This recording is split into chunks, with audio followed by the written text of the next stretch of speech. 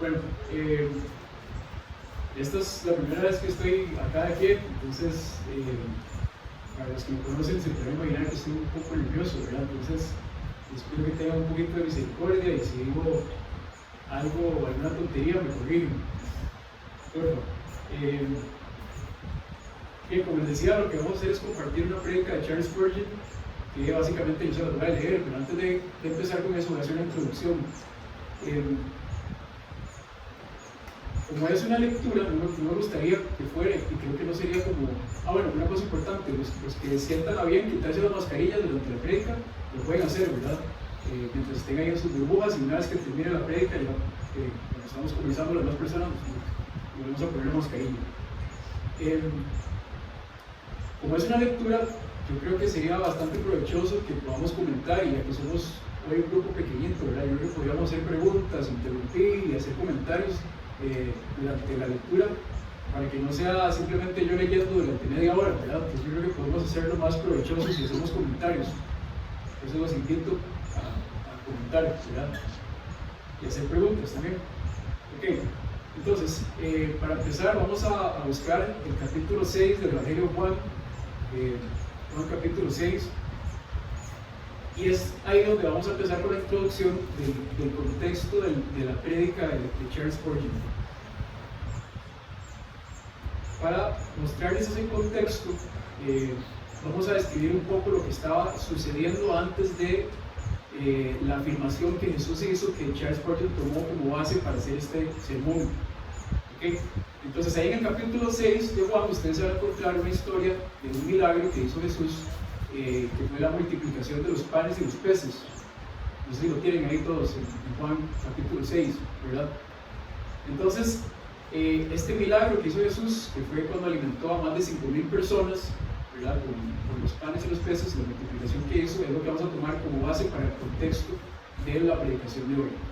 Entonces, no lo vamos a leer todo porque no tenemos tiempo, pero voy a hacer un breve recuento. Entonces, Jesús estaba con sus discípulos en lo alto de una colina, y en este momento Jesús estaba en un momento en que su ministerio tenía cierta popularidad, ¿verdad? Entre los judíos había algunos que se sentían atraídos por Jesús, ¿verdad? No había un rechazo fuerte como sí lo hubo al final de su ministerio, sino que en este momento Jesús tenía cierta popularidad.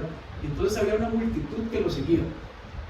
Ahí encontramos el Evangelio de Juan, que dice que eran 5,000 hombres, sin contar mujeres y niños. O sea que eran mucho más de 5,000 personas las que estaban ahí en ese momento.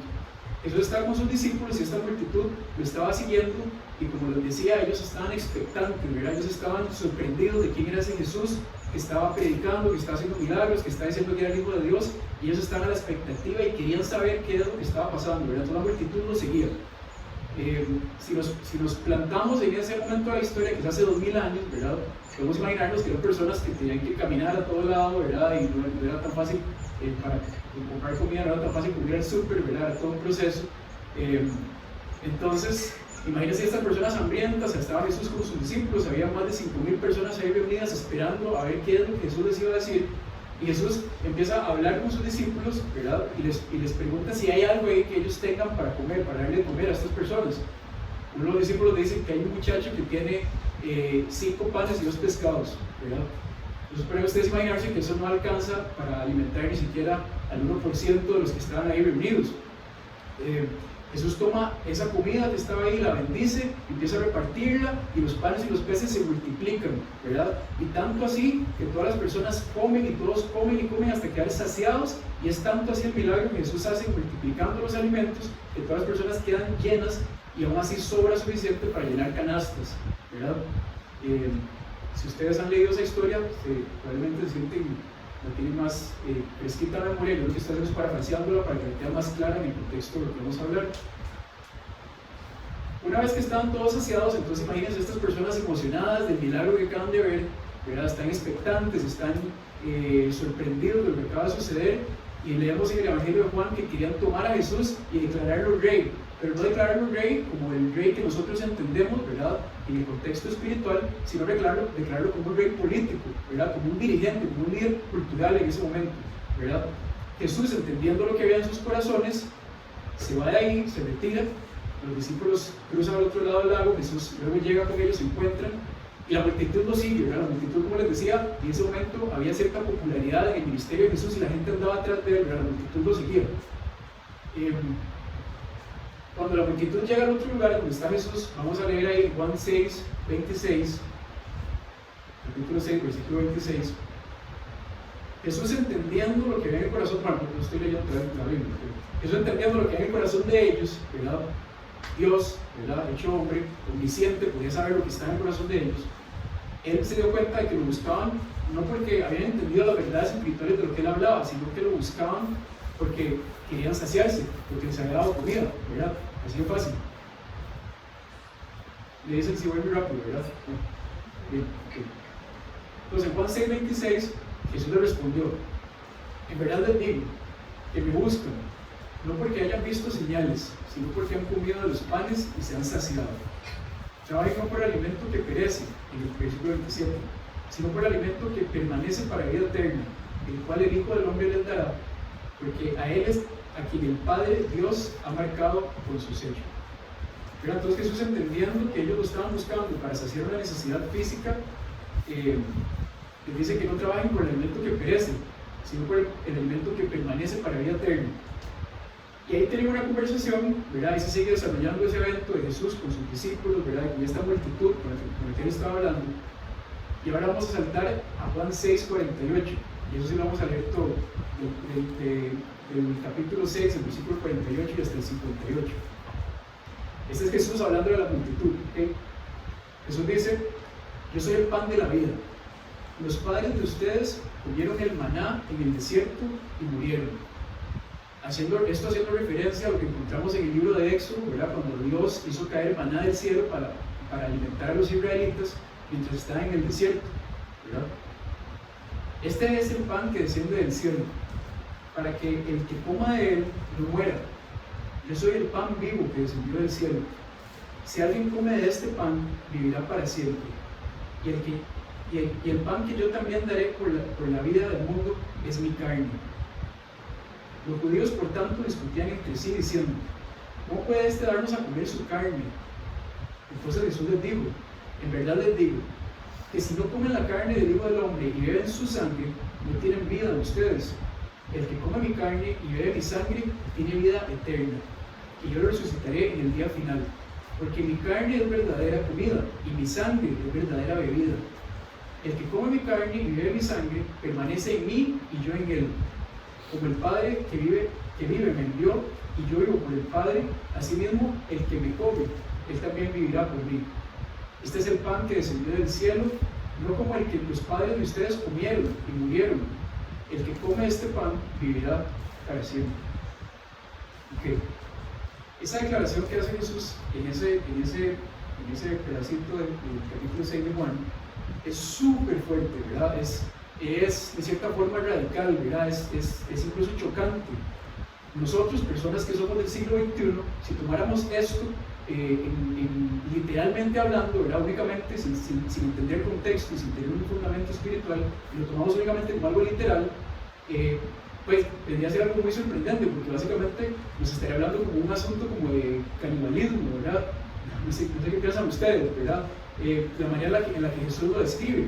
Y para los judíos, que era una sociedad, ¿verdad?, de hace 2000 años, era todavía más chocante, porque imagínense ustedes que personas de hace 2000 años sí convivían con otras culturas paganas, en donde sí se consumía sangre y se hacían rituales, ¿verdad?, y se utilizaba este tipo de cosas para sus rituales paganos. Y recuerden ustedes que esa era una prohibición gigantesca, o una prohibición importante que Dios había hecho al pueblo de Israel, de no consumir sangre. Entonces, lo que Jesús les estaba diciendo a ellos en este momento, para los judíos, era básicamente en contra de la ley, ¿verdad? Imagínense esos judíos que estaban pensando, ¿verdad?, en Génesis 9:4, Levítico 7:26, Deuteronomio 12:23, donde Dios les había mandado a no comer sangre. Escuchar esta afirmación de Jesús, ¿verdad?, es chocante, es sorprendente para ellos. Bien. Obviamente, si lo tomamos en el sentido literal de la palabra, ya vamos a ir viendo el contexto espiritual, ¿verdad? Y esto no era nuevo, ¿verdad? Esto pasó en otros episodios, ¿verdad? Si vamos más atrás, en el libro de Juan, vemos a un Nicodemo, no sé si ustedes recuerdan a Nicodemo, que era un maestro de la ley, que se acercó donde Jesús a hacerle preguntas, ¿verdad? y entre las preguntas que le hacía, ¿verdad? Jesús le contestó que era necesario nacer de nuevo, ¿verdad? Estoy parafraseando nada más, pero cuando Jesús le dijo que era necesario nacer de nuevo, Nicodemo se imagina esto únicamente como una expresión literal y le dice, pero ¿cómo es posible que yo vaya a nacer de nuevo, verdad? ¿Cómo voy a entrar en el vientre de mi madre para volver a nacer? ¿Verdad? No tiene sentido. De igual manera le pasó a la mujer samaritana en el capítulo 4, ¿verdad? Cuando Jesús se acerca donde ella, y estoy parafraseando de nuevo, y le dice, el que bebe del agua que yo le voy a dar no volverá a tener sed nunca más, ¿verdad? Y la mujer samaritana que justamente estaba sacando agua de un pozo, ¿verdad? Le dice como, bueno, deme esa agua, ¿verdad? Porque no quiero seguir dependiendo de este pozo, ¿verdad? Lo estaba tomando en el sentido literal de la palabra, ya no estaban viendo el contexto espiritual de lo que Jesús estaba diciendo. Entonces, Dios, en su infinito amor, se hizo hombre en Jesús para mostrarnos con elementos físicos verdades espirituales. ¿Me siguen hasta ahí? Sí, ¿verdad? Entonces, piensen en estos elementos, ¿verdad? Nacer, comer, beber, ¿verdad? Tener sed, son cuestiones que para otros humanos tienen mucho sentido, ¿verdad? Nos sentimos identificados con eso, es algo que nuestra humanidad podemos comprender. Entonces, Jesús utilizaba esos elementos físicos para apuntar a verdades espirituales, ¿verdad? Y ese es el contexto de el sermón que yo les voy a leer hoy y que vamos a estar comentando. ¿Hasta ahí estamos claros? Sí. Bien. Ok, entonces como les decía rápidamente, Charles Spurgeon era un predicador inglés del siglo XIX. Entonces este sermón, como ustedes imaginarán, fue escrito y predicado por ahí en 1850, ¿verdad? Entonces tiene más de 150 años de haber sido escrito y predicado. Pero nosotros que creemos en un Dios inmutable, entendemos que la palabra de Dios es viva y eficaz, aunque haya sido predicada en el contexto del pueblo judío hace 2000 años, aunque haya sido predicada en el contexto del pueblo inglés hace más de 150 años, y aunque sea predicada hoy en el pueblo de Nosara en el 2021, ¿verdad?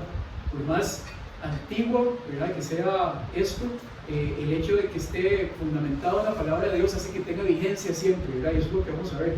Es muy interesante de la prédica de hoy. Okay. Bien. Voy a leer para ustedes y como les dije, la idea es como que vayamos comentando y haciendo preguntas para que no se vuelva nada más una lectura. Verdadera comida y verdadera bebida. Porque mi carne es verdadera comida y mi sangre es verdadera bebida.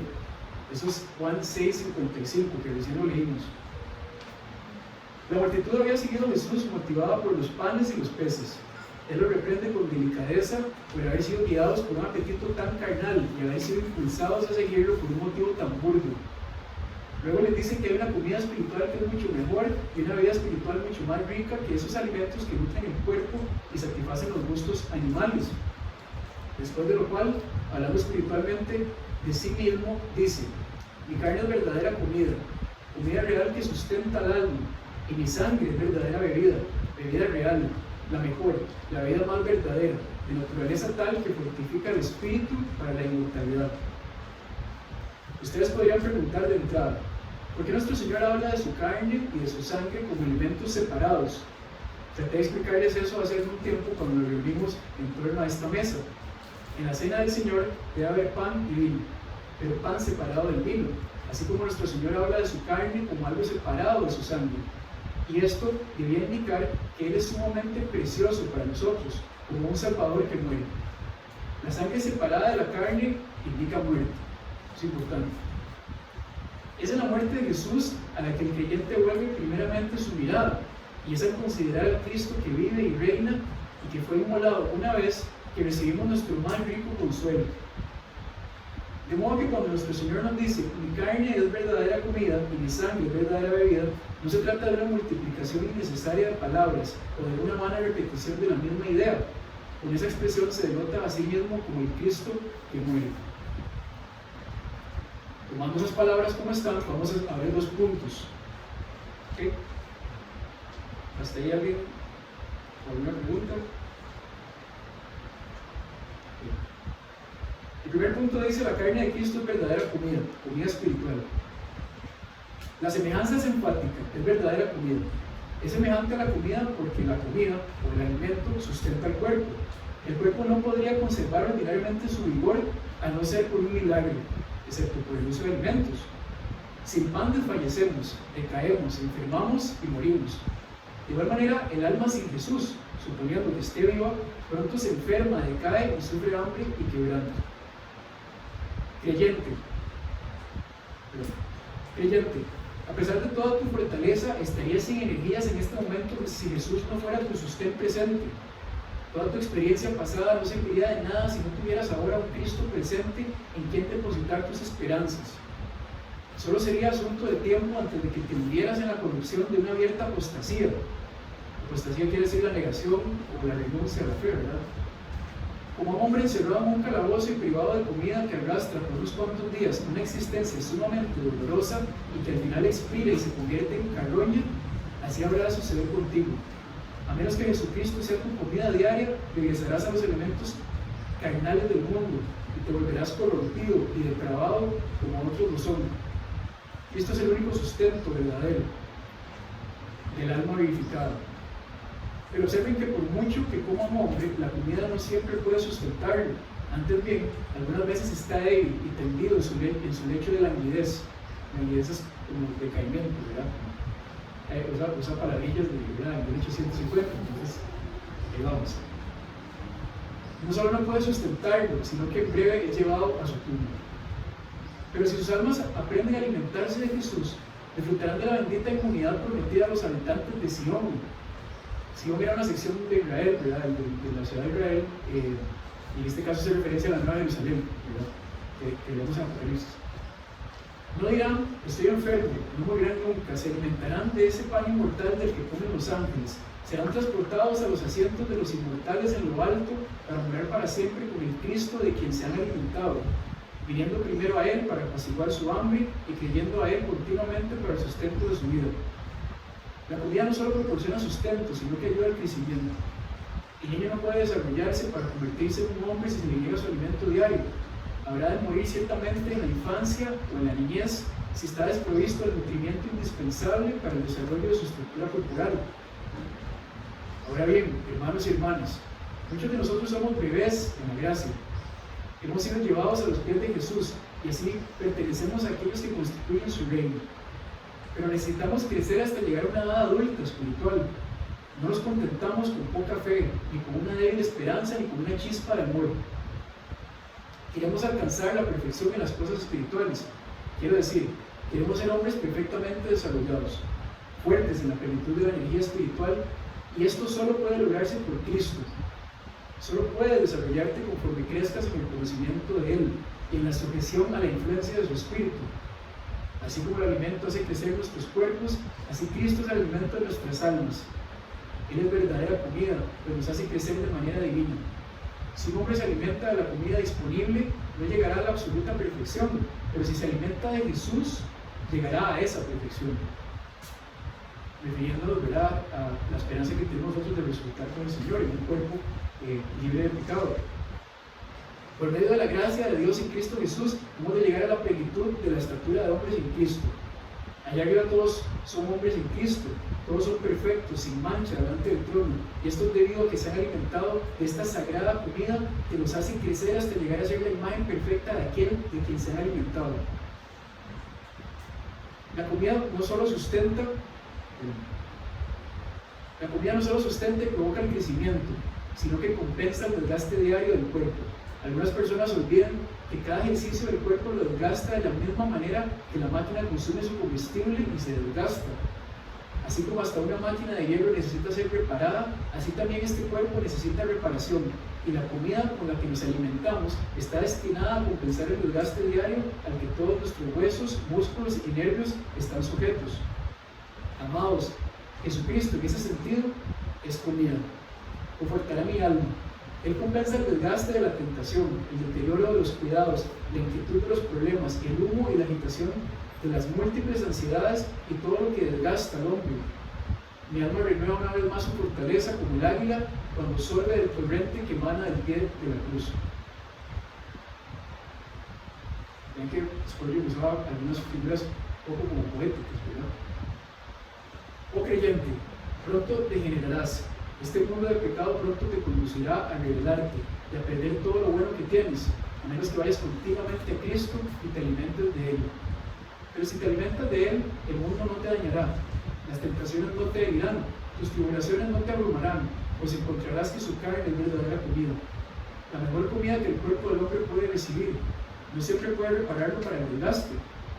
Después de un cierto periodo de vida, el cuerpo tiende a deteriorarse y la dieta más nutritiva no puede impedir que el cabello, los dientes, los ojos, las piernas, los brazos y el hombre entero muestren que la hora óptima ha pasado y que el tiempo del deterioro ha llegado. El hombre se encorva y se apoya en su bastón. Independientemente de lo que coma, de conformidad a la dieta más estricta y al mejor régimen del médico, con todo le llega el tiempo del desgaste. Los ojos se opacarán, las muelas fallarán, porque ya son solo unas cuantas y los pilares de la casa temblarán. Haciendo una bonita referencia al libro de Eclesiastés. Pero amados, su carne es verdadera comida, y quienes se alimentan de él, aún en la vejez, fructificarán. Estarán vigorosos y verdes, para anunciar que Jehová es recto. Sus últimos días serán sus mejores días, y en lugar de declinar, cobrarán fuerzas con la multiplicación de sus años, hasta el preciso instante en que el corazón y la carne fallen.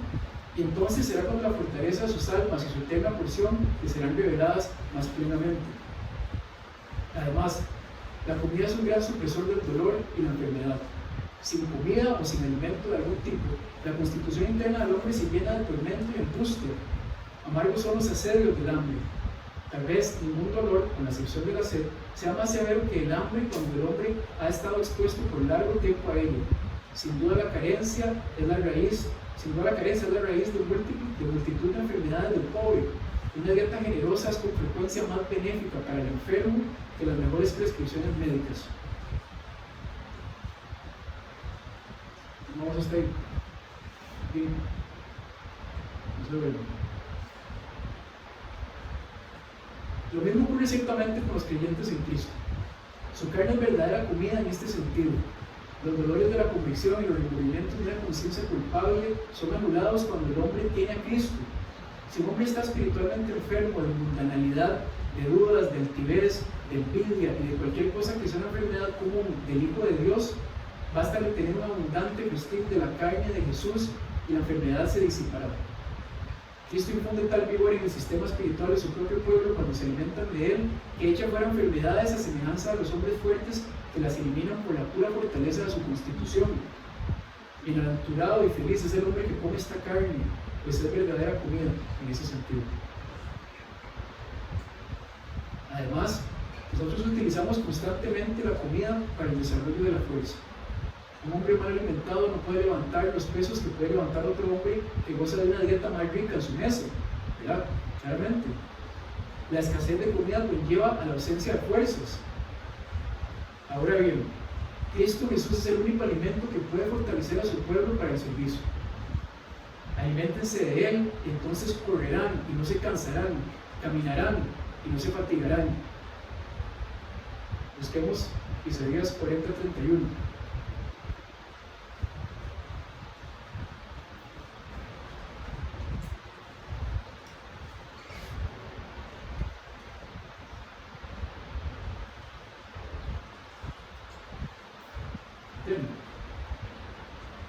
Ahí lo quiero leer. Pero los que esperan en Jehová tendrán nuevas fuerzas, levantarán alas como las águilas, correrán y no se cansarán, caminarán y no se fatigarán. ¿Verdad? Ese es el alimento del cual estaba hablando Spurgeon aquí en su prédica, del cual habló Spurgeon en su prédica. Él es verdadera comida, porque nos da una fortaleza ilimitada. Reviste al hombre mortal con el poder de Dios. Hace que el cristiano más débil de la iglesia, cuando se alimenta de Cristo, sea como un gigante para sufrir o para orar. Es importante para sufrir, ¿verdad? No puedo extenderme sobre todos estos puntos, aunque hay suficiente contenido en cada uno de ellos para predicar un sermón. Pero, amado Hijo de Dios, busca a Cristo y no te quedes satisfecho mientras no seas alimentado y nutrido diariamente de Él. La palabra verdadera le da a la frase un aire de fuerte protesta. Tenemos que tomar esto en consideración. Porque dice que su carne es verdadera comida. Es en oposición al alimento meramente animal y corporal, que es comida, pero no es comida verdadera. ¿Verdad? ¿Entienden la comparación? Lo voy a repetir. En oposición al alimento meramente animal y corporal, ¿verdad? Al pan de todos los días, que es comida, pero no es comida verdadera. La gente piensa que el pan es nutrimiento sólido, y sí lo es, hablando de cierta manera, pero ¿qué es lo que sustenta? Sustenta el cuerpo, y el cuerpo se dice que es sustancial. Y verdaderamente lo es, para el ojo y para el tacto. Pero ¿qué es el cuerpo? Toda carne es hierba, y toda su gloria como flor del campo. La hierba se seca y la flor se marchita. Ciertamente, la gente es hierba. Busquemos Isaías 46.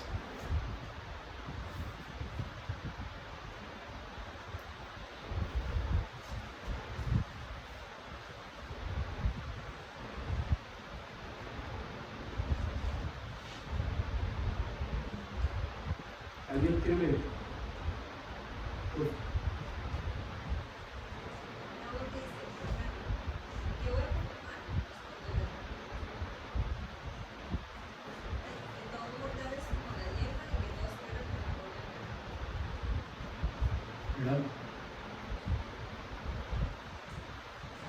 Spurgeon nos está planteando una visión de qué tan efímero es nuestra condición humana, ¿verdad? Vean que es fuerte lo que dice: toda carne de hierba, y toda su gloria como la flor del campo. La hierba se seca y la flor se marchita. Ciertamente la gente es hierba, ¿verdad? Es una declaración fuerte de qué tan efímero somos, ¿verdad? De qué tan pasajero es nuestra juventud, de qué tan pasajero es nuestro cuerpo humano. Este cuerpo está tan poco tiempo aquí y se disuelve tan rápido que puedo decir, sin temor a equivocarme, que es solo una sombra. Y el alimento que nutre a la sombra no es sino sombra. ¿Y qué es el alma dentro de nosotros? Vaya, eso dices, es algo irreal. Ciertamente lo es, señores, para el olfato, para la vista, para el tacto, pero no para el pensamiento real. Lo real acerca de un hombre es su yo interior, que no se puede ver, su yo inmortal, secreto, impalpable, invisible. Eso nunca muere. El diente del tiempo no lo toca, ni la guadaña de la muerte lo ciega. El alma es lo real, no el cuerpo. Y señores, el alimento que nutre al alma es después de todo el alimento real. Aunque los hombres del mundo den la vuelta y digan: ah no, el pan, el queso que ponemos en nuestra boca, eso es lo real, danos abundancia de eso. ¿Les suena conocido eso? Podemos identificarnos con eso. Señores, eso es una sombra, pero la verdad que le dan a sus almas para nutrirlas, eso es lo que a los ojos de Dios, a los ojos de los sabios y a sus ojos, si tienen algún discernimiento espiritual, es verdaderamente común. Es verdadera comida, en contraste con las comidas típicas del Antiguo Testamento. Recordemos que, de alguna manera, el Nuevo Testamento estaba escondido en el Antiguo, ¿verdad? Lo que ocurría en el Antiguo Testamento eran cuestiones que apuntaban al Mesías que había de venir.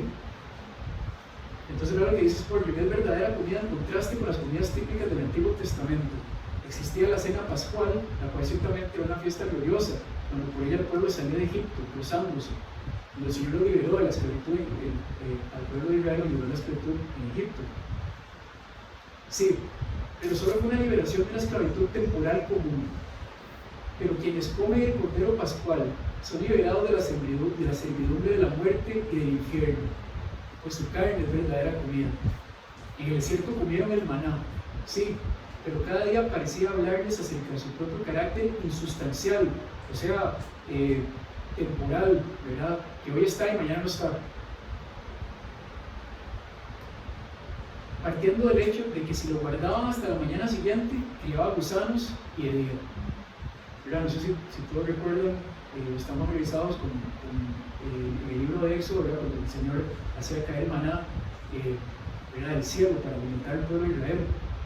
Y entonces ven el contraste en que ese maná era una cuestión que si se dejaba hoy, al día siguiente ya tenía gusanos y olía feo, ¿verdad?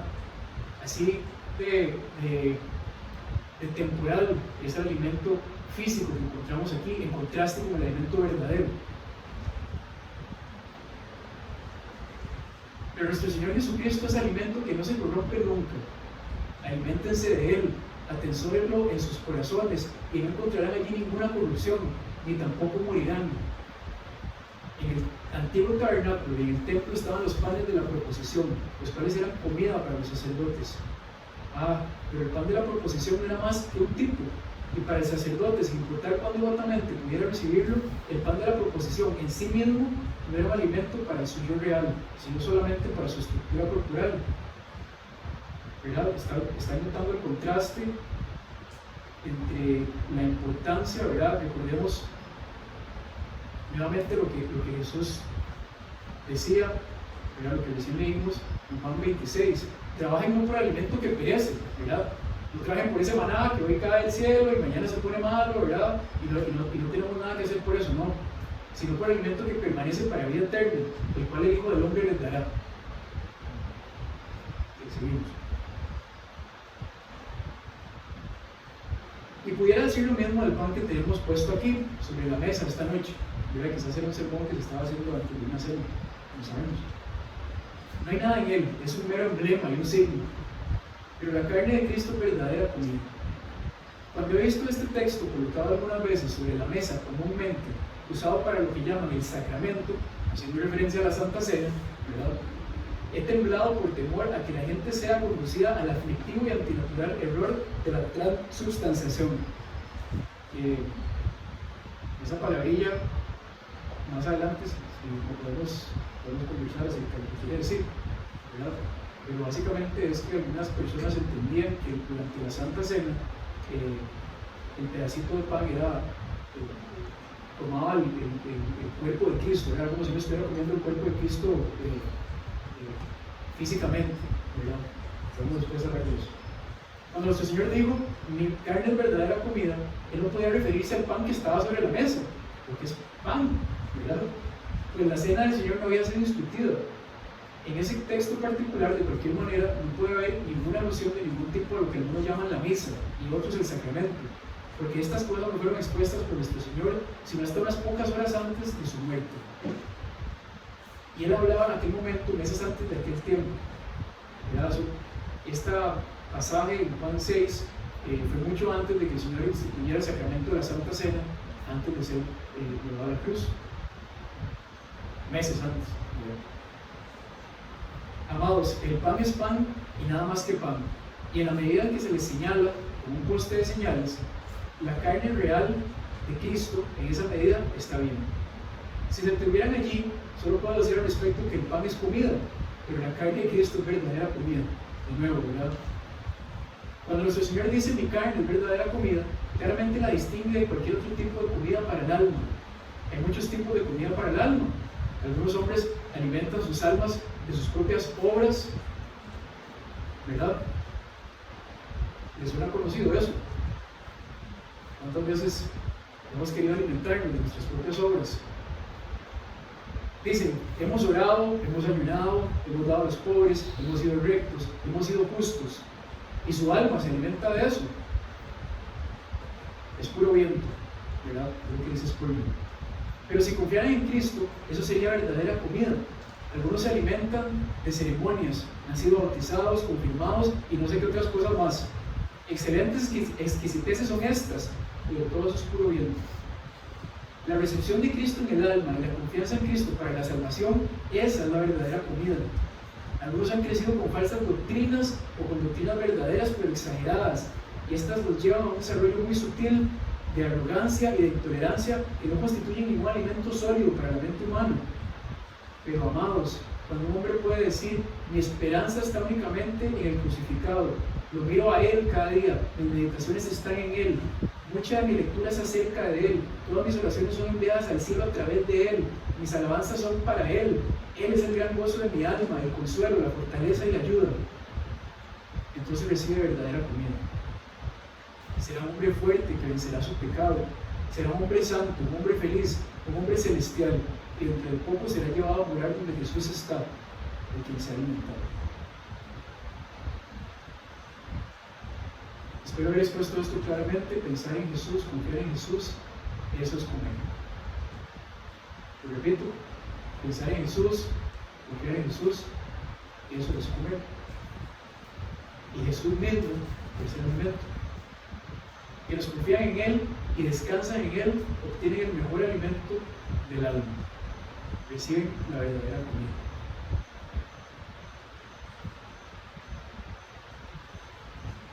¿Cómo está ahí? ¿Algún comentario? ¿Está enviado? Más o menos. ¿No? ¿Todo claro? Okay. Vamos a ir al punto 2. Vean que hasta el momento hemos estado hablando de la carne, ¿verdad? El verdadero alimento, la carne de Cristo como verdadero alimento, ¿verdad? Y como les decía, si lo tomáramos en el sentido literal, estaríamos pensando en una locura, de un acto de canibalismo, una locura así, ¿verdad? Como le pasó a Nicodemo, le pasó a la mujer samaritana, o como le pasó a los judíos cuando Jesús dijo esto. Sin embargo, cuando nos ponemos los lentes de la fe, ¿verdad? Nos ponemos el filtro de la fe, podemos ver esto como una verdad espiritual. Podemos entender lo que quiere decir, ¿verdad? Y lo que yo les decía acá, lo que les decía Spurgeon, pensar en Jesús, confiar en Jesús, eso es comer. Y Jesús mismo, Cristo, es el alimento.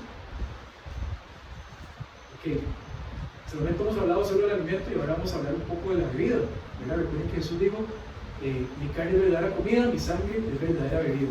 Ese es el punto 2, la sangre de Cristo es verdadera bebida.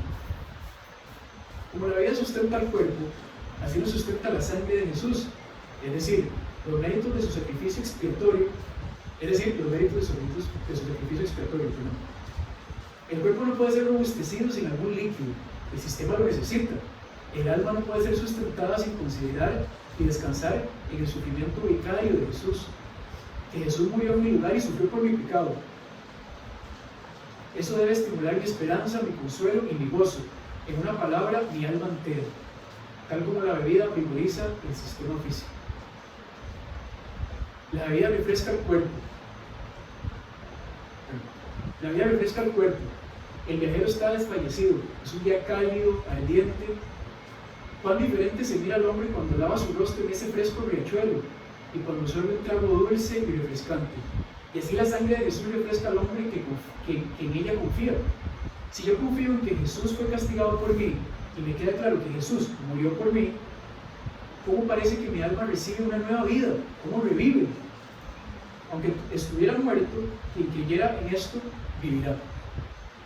Quien pudiera confiar en la sangre preciosa, aunque la desesperación lo hiciera en un ataque de desfallecimiento, de tal forma que no pudiera mover ni sus manos ni sus pies, si esta preciosa doctrina de un Salvador que muere por el hombre fuera creída por él, su corazón y su espíritu revivirían de inmediato. La vida también limpia el cuerpo. No me refiero al lavamiento, sino a que la recepción del agua dentro del sistema enjuaga todos los diversos segmentos del cuerpo.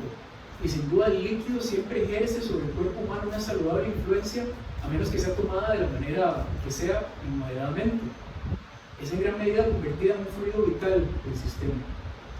Ahora bien, siempre que reciben a Jesucristo en su alma, ¿cómo purifica las venas cuando la sangre no está bien? ¿Cómo elimina todas las impurezas del sistema espiritual?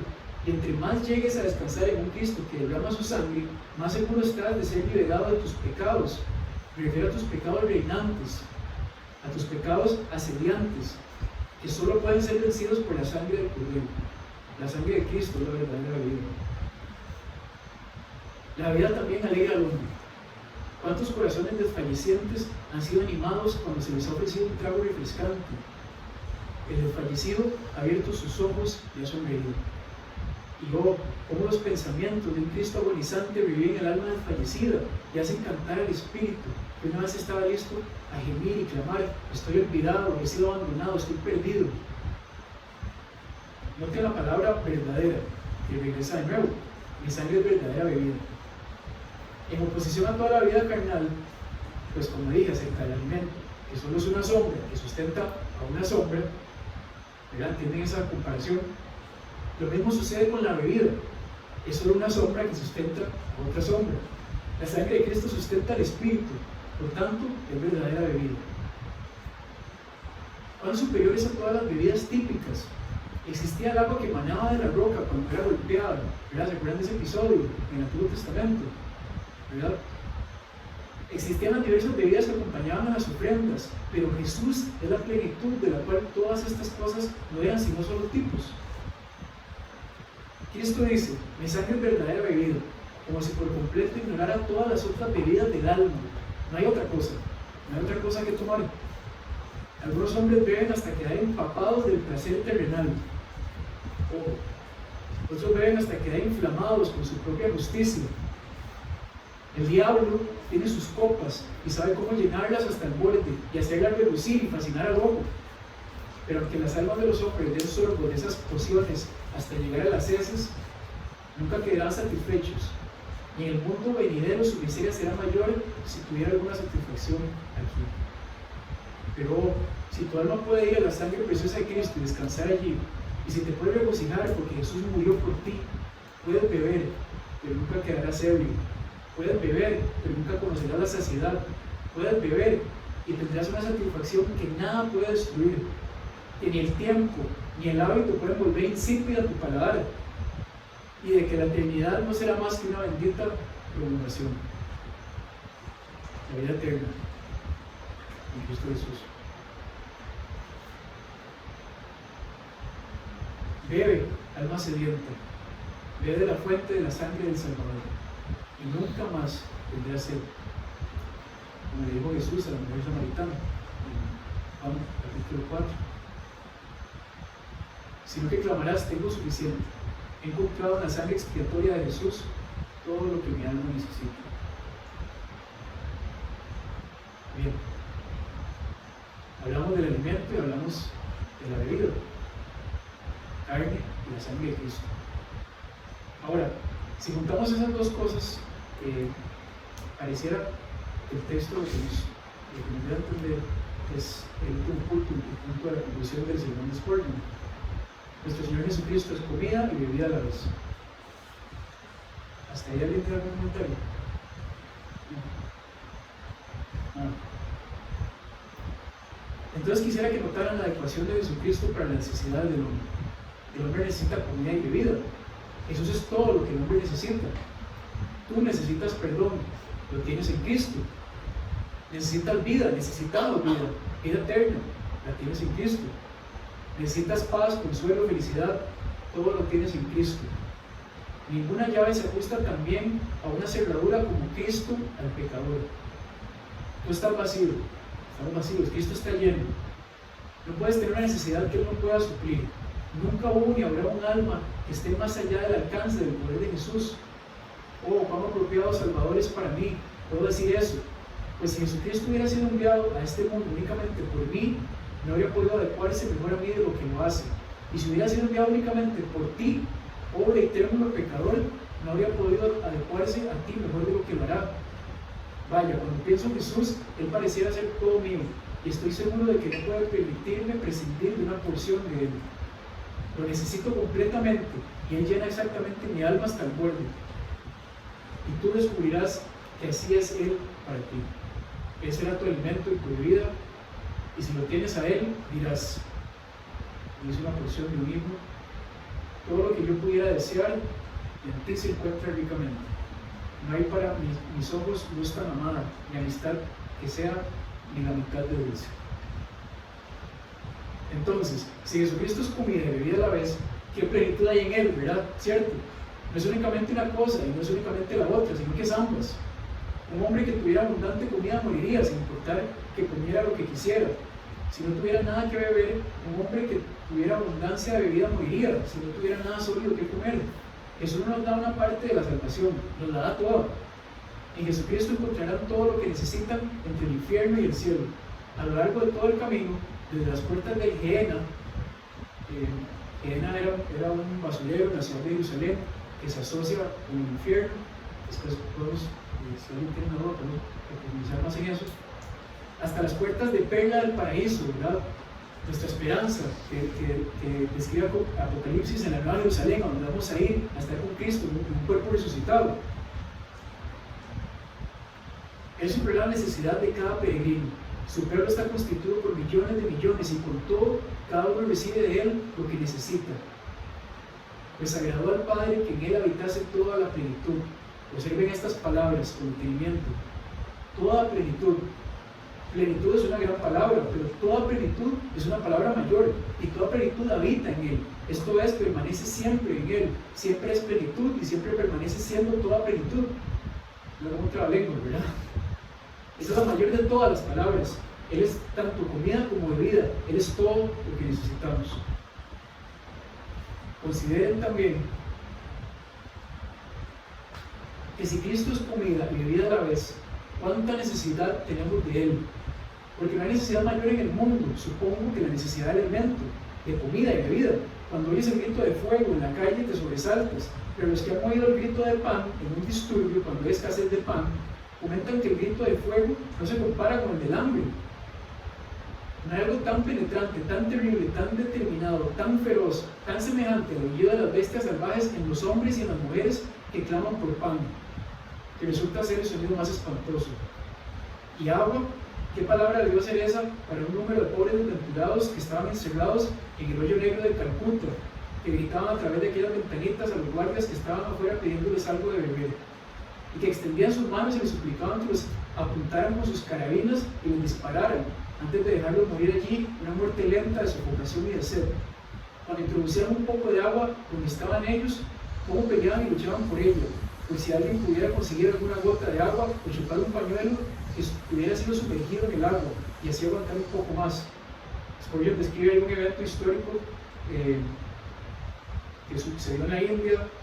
La India había sido una colonia inglesa y hubo un evento en medio de la guerra la que tenían, entonces un montón de hombres los metieron en este famoso hoyo de Calcuta, y lo que tenían era una ventanita y habían ahí cientos de hombres metidos en un espacio muy pequeño y les tiraban un poquito de agua a través de esa ventanita y ellos desesperados estaban buscando esa agua para poder sobrevivir y no morir de sofocación. Eso es lo que Spurgeon está escribiendo ahí. Ahora, nadie puede tener una mayor necesidad que una carencia real de pan y agua, pero eso es lo que ustedes necesitan, mis queridos amigos. Ustedes necesitan a Cristo, tus almas necesitan precisamente ese pan y esa agua. Si no tienes a Cristo, no pienses que eres rico y que te has enriquecido, pues en verdad estás desnudo y eres pobre y miserable. Si no confías en Él y si no lo amas, si no le sirves, tu pobre alma no tiene una sola gota para beber. ¿Qué puede hacer sino morir? ¿Y cuál ha de ser su desventura cuando tu alma pida una gota de agua para refrescar su lengua, atormentada en esa llama? Mientras otros están dándose un festín, tú tendrás el crujir de tus hambrientos dientes que se convertirán en tu porción. Que Dios les conceda que no sea tan cruel para sus almas como para que se mueran de hambre morir sin Cristo. Haciendo referencia al rico y Lázaro, ¿verdad? Sí, y si Cristo es comida y bebida, ¿cuánta necesidad hay de una verídica recepción de Él? Si tienen comida y bebida, no se puede darle ningún otro uso que no sea comerla y beberla, ¿verdad? Lleven comida a un hambriento, preséntela con su dedo y pregúntenle, ¿te sientes mejor? ¿Verdad? No, responde la persona hambrienta. Y si yo le digo, mírala, mírala, no, porque me da más hambre. Pero córtala, aquí está el cuchillo. ¿De qué me sirve eso? Te burlas de mí, necesito ponerla en mis dientes, necesito introducirla en mi sistema, pues de lo contrario no me sirve de nada. Oyente, ¿de qué te sirve venir y escuchar domingo tras domingo, pero sin decidirte nunca a confiar en Cristo, ni introducirlo en tu alma? Voy a repetir eso. La pregunta, oyente, ¿de qué te sirve venir y escuchar domingo tras domingo, pero sin decidirte nunca a confiar en Cristo, ni introducirlo en tu alma? Vaya, ustedes solo me oyen, por decirlo así, derramar el agua, pero no la beben. La ven brillar mientras les hablo de ella, pero no la reciben. ¿De qué les sirve eso? Algunos de ustedes perecerán teniendo el pan a su alcance, y con el limpio arroyo de la vida eterna fluyendo a sus pies. ¿Por qué esa insensatez? No sucede así con otras cosas. Los hombres no se contentan con ver el oro, quieren llevarlo a su casa y ponerlo en sus bolsillos. ¿Cómo es que se contentan con oír acerca de Cristo y con hablar acerca de Cristo, pero nunca piden la fe real ni la unión vital con el Señor Jesucristo? Ocúpense de esto, que la muerte se ocupará de ustedes. Además, si Jesucristo es comida y bebida a la vez, amados en el Señor, les hablo a ustedes ahora. ¿Cuánta razón hay para dar gracias? Comenté durante la lectura que si un hombre se sienta a comer y a beber sin dar gracias, es muy descortés y muy semejante a las bestias. Bien, entonces, alma mía, siempre que vengas a alimentarte de Cristo, siempre que pienses en Él, y eso debería ser siempre, da gracias siempre. El verdadero espíritu cristiano es un agradecimiento perpetuo.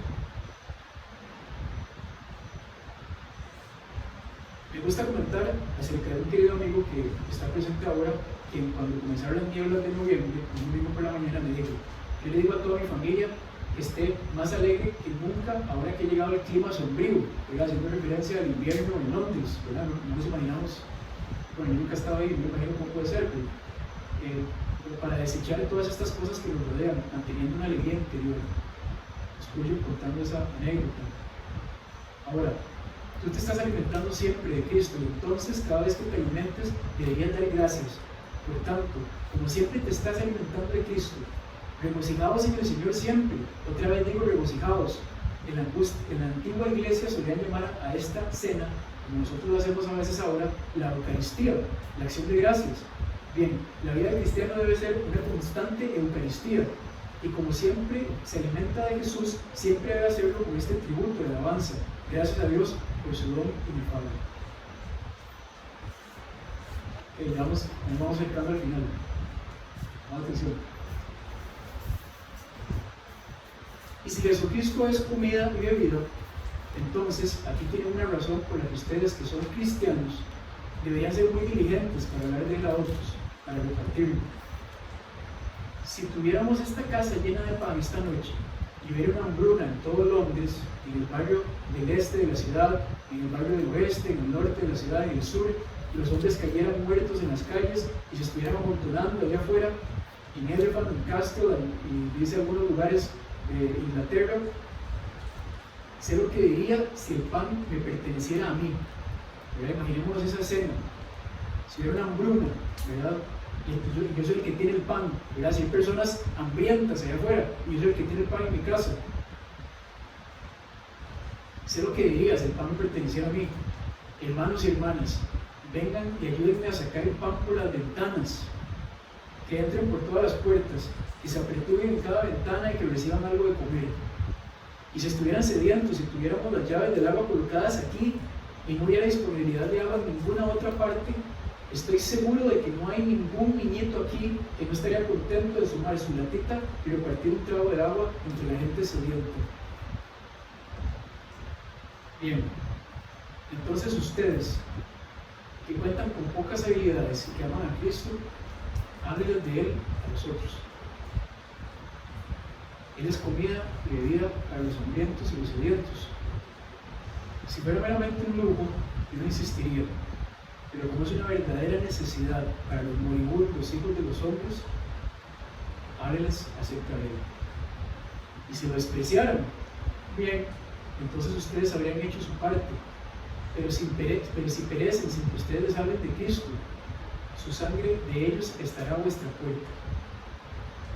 Piensen cuando regresen a casa esta noche, andando por las calles, si es que hay alguna casa junto a la que pase algún habitante que pudiera acusarlos de haberlo olvidado, de que ustedes no hayamos compartido el pan de vida. No permitan que siga siendo así, sino que, como su carne es verdadera comida y su sangre es verdadera bebida, busquen repartir a Jesucristo a las multitudes hambrientas, para que queden satisfechos. Que el Señor los bendiga ricamente por causa de su nombre. Ok. Vamos a ver.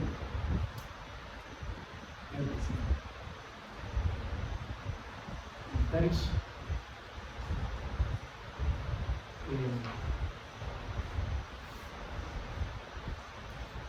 puse al final algunas preguntas que me hice a mí mismo y que yo creo que todos deberíamos hacerlo hoy, ¿verdad? Después de haber escuchado eso.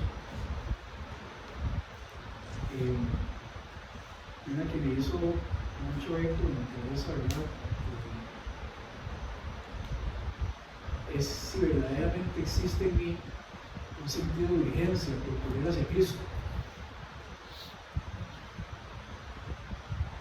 Tenemos que hacernos esa pregunta. Entiendo la necesidad absoluta de un Salvador. Entiendo mi necesidad absoluta de comer y beber de lo que Cristo me ofrece, ¿verdad? ¿Es esa una realidad en mi vida? Entiendo esa necesidad. Siento un sentido de urgencia a un nivel de desesperación por buscar ese alimento, esa bebida, que si bien estoy muerto, existe ese sentido de urgencia. ¿Hemos decidido ya comer la carne de Cristo y beber la sangre de Cristo, o seguimos siendo espectadores? Como decía Spurgeon, ¿de qué te sirve venir y escuchar domingo tras domingo, pero sin decidirte nunca a confiar en Cristo e introducirlo en tu alma? ¿Hemos decidido? Yo me hago la pregunta, ¿verdad? ¿He decidido verdaderamente comer el cuerpo de Cristo, la sangre de Cristo para salvación y perdón de mis pecados?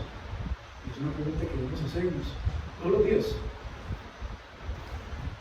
Hemos dejado de lado la vanidad y los placeres de la comida del mundo para buscar la comida verdadera que nos ofrece Cristo.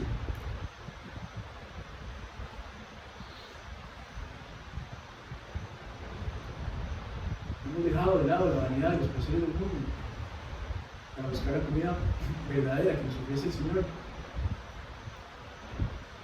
Me hago la pregunta, lo mismo, ¿verdad? Debemos hacerlo diariamente. Hemos buscado diligentemente compartir esa comida y esa bebida verdaderas con los demás. Lo hemos hecho verdaderamente, diligentemente. Porque si tenemos una necesidad absoluta y urgente por esa comida, vamos a tener una necesidad absoluta y urgente por compartirla con otros.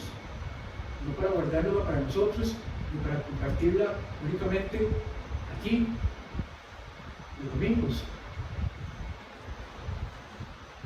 Hemos buscado diligentemente compartir esa comida y esa vida verdadera con los demás. No siempre, ¿verdad? No siempre. No siempre lo hemos hecho así.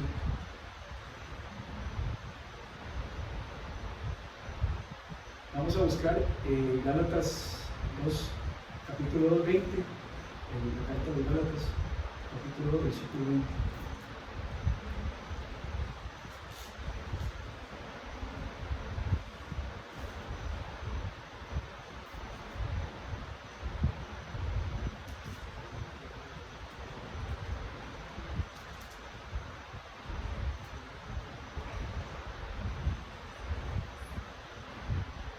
Vamos a leer esto y vamos a preguntarnos si esto es una realidad en nuestras vidas. Con Cristo he sido crucificado y ya no soy yo el que vive, sino que Cristo vive en mí, y la vida que ahora vivo en la carne la vivo por la fe en el Hijo de Dios, el cual me amó y se entregó a sí mismo por mí. Gálatas 2:20. Ya no soy yo el que vive, sino que Cristo vive en mí. Y la vida que ahora vivo en la carne, la vivo por la fe en el Hijo de Dios. Ahora vamos a ir a Efesios, carta a los Efesios, el capítulo 1, versículo 3. Vamos a leer hasta el 14.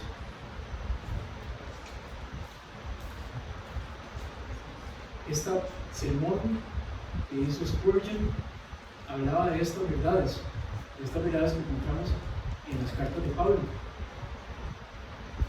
de que ya no soy yo el que vive, sino que es Cristo el que vive en mí. Al haberme yo alimentado de esa carne, de ese verdadero alimento, ya no soy yo, ya no es Billy el que vive, sino que es Cristo el que vive en mí.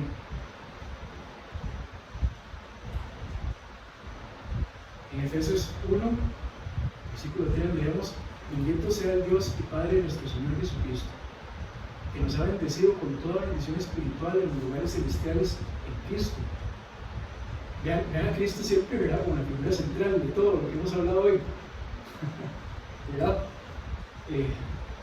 Porque por Él, de Él y para Él son todas las cosas. Bendito sea el Dios y Padre de nuestro Señor Jesucristo, que nos ha bendecido con toda bendición espiritual en los lugares celestiales en Cristo. Porque Dios nos escogió en Cristo antes de la fundación del mundo, para que fuéramos santos y sin mancha delante de Él. En amor nos predestinó para adopción como hijos, para sí mediante Jesucristo. Mediante Jesucristo, ¿verdad? Conforme a la buena intención de su voluntad, para la alabanza de la gloria de su gracia, que gratuitamente ha impartido sobre nosotros en el amado.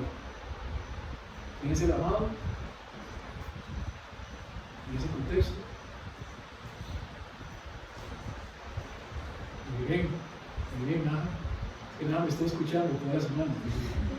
Pero eso es que sabe respuestas. En Él tenemos redención mediante su sangre, ¿verdad?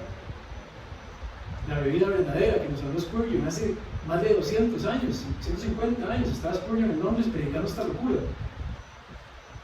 Y 2000 años antes estaba Jesús diciéndole eso a los judíos. Y hoy en el 2021 estamos hablando aquí en Osara, ¿verdad?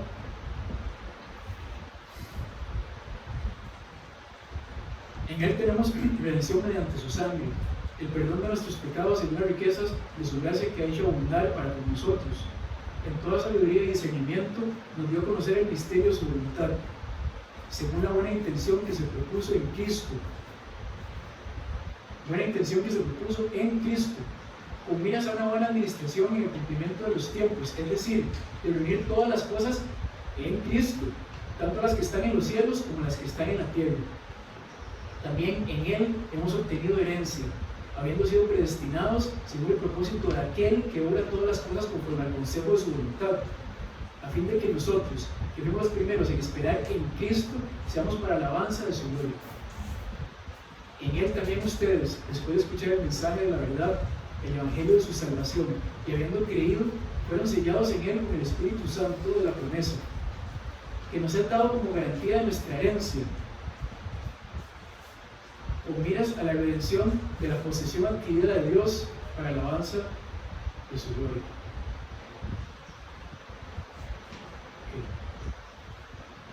Bien. Vemos entonces a Cristo como esa la roca inconmovible de los siglos.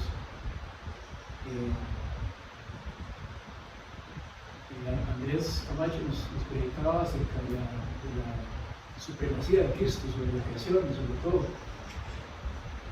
Y hoy estamos entendiendo a través de esta palabra cómo su alimento y su bebida, su cuerpo y su sangre es lo único, no hay otro medio para que un día nos presentemos delante de Dios aprobados, ya no muertos en delitos y pecados, ya no perdidos en las tinieblas de nuestra naturaleza pecaminosa, sino como hombres y mujeres santos, por la justicia que Cristo ha impartido sobre nosotros. ¿Okay? Ahora sí, preguntas o comentarios. Yo estaba pensando en lo importante, por ejemplo, que es para mí el desayuno, hablando de comida, de bebida, digamos, en lo mucho que yo a veces me acuesto y me despierto pensando en qué rico el café y el desayuno que me voy a mandar. ¿Verdad? Para mí el desayuno es muy importante, algunos lo saben. Hay un lugar muy bueno, por cierto, hay en el centro de Osara también. Pero exacto, exacto. Pero estaba pensando en esa urgencia que siento de tener ese desayuno, ¿verdad? Tanto así que lo priorizo sobre todas las cosas y después posiblemente viene a ver el celular en la mañana, temprano. Y cómo no está dentro de esta prioridad es alimentarme de la palabra de Dios, ¿verdad? sino que posiblemente la tiro tercera o cuarta opción.